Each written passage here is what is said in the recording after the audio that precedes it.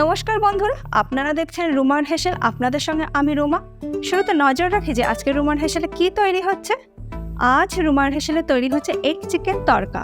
Kolkata road style dhaba স্টাইলে egg chicken তড়কা ডালের recipe আজ আমি আপনাদের সঙ্গে শেয়ার করছি। আর এই তড়কা খেতে আমরা সকলে কিন্তু খুবই পছন্দ করে থাকি। কিভাবে বানিয়ে নেব দেখে নেওয়া যাক আজকে আমার এই ভিডিওটিতে।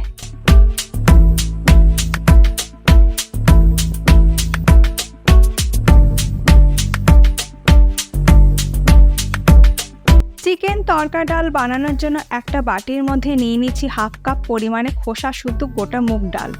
এটাকে তড়কা ডালও বলা হয়। আর এর মধ্যে নিয়ে নিচ্ছি 1/4 কাপ ছোলার ডাল। এই দুটো ডাল মিশিয়ে তড়কা ডাল তৈরি করব। জল দিয়ে 3 থেকে 4 বার ডালটাকে ভালো করে ধুয়ে নেব। ধুয়ে নেওয়া ডালটাকে সেদ্ধ করার জন্য আমি প্রেসার কুকারের মধ্যে নিয়ে নিচ্ছি। আপনারা চাইলে ডাল ভিজিয়ে রেখেও সেদ্ধ করতে পারেন। আর এই ডালের মধ্যে দিয়ে দিচ্ছি 1 টিস্পুন নুন, 2 টিস্পুন সাদা তেল দিয়ে দিলাম, হলুদ গুঁড়ো দিলাম 1/4 টিস্পুন, 2 কাপ পরিমাণে জল দিয়ে সব কিছু ভালো করে মিশিয়ে নিয়ে প্রেসার কুকারের ঢাকা বন্ধ করে দিয়ে গ্যাসের ফ্লেমটাকে হাইতে করে দিয়ে প্রথমে একটা সিটি দিয়ে নেব। একটা সিটি হয়ে গেলে গ্যাসের ফ্লেমটা লোতে করে দিয়ে মিনিট 20 সময় ধরে ডালটাকে সেদ্ধ হওয়ার জন্য অপেক্ষা করব।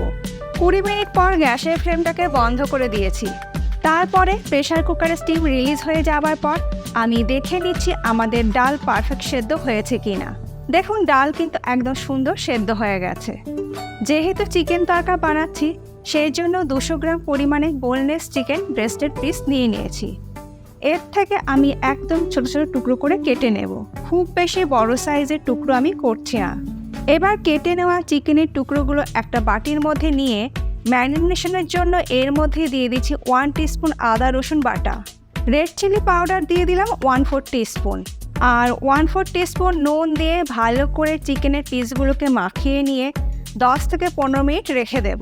15 মিনিট পর রান্নাটা করার জন্য কড়াইতে দিয়েছি 2 টেবিলস্পুন সাদা তেল।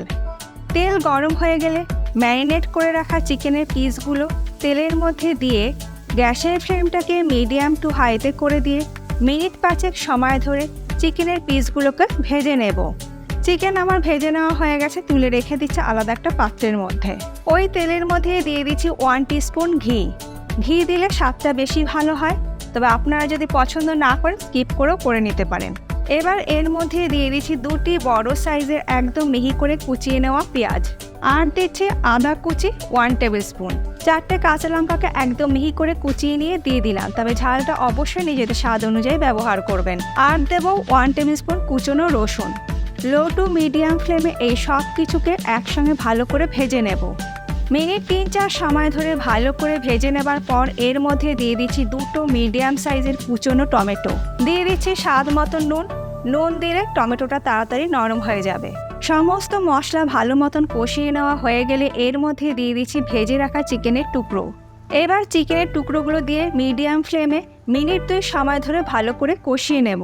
কষাতে কষাতে এর মধ্যে দিয়ে দিচ্ছি 1 টিস্পুন জিরে গুঁড়ো, 1 টিস্পুন ধনে গুঁড়ো, 1 টিস্পুন লঙ্কা গুঁড়ো, আর দিচ্ছি 1/2 টিস্পুন হলুদ গুঁড়ো। মিডিয়াম ফ্লেমে সব কিছু একসঙ্গে ভালো করে কষিয়ে নেব। এরপর এর মধ্যে দিয়ে দিচ্ছি 1 টিস্পুন তড়কা মশলা। বাজারে কেনা তড়কা মশলাই আমি এখানে ব্যবহার করলাম। সব কিছু দিয়ে আবারও মশলাটাকে ভালো করে কষিয়ে নিচ্ছি। মশলা ভালো মতন কষিয়ে নেওয়া হয়ে গেলে এর মধ্যে দিয়ে দিচ্ছি 1/2 কাপ পরিমাণে গরম জল। জলটাকে দিয়ে ভালো করে মিশিয়ে নিচ্ছি।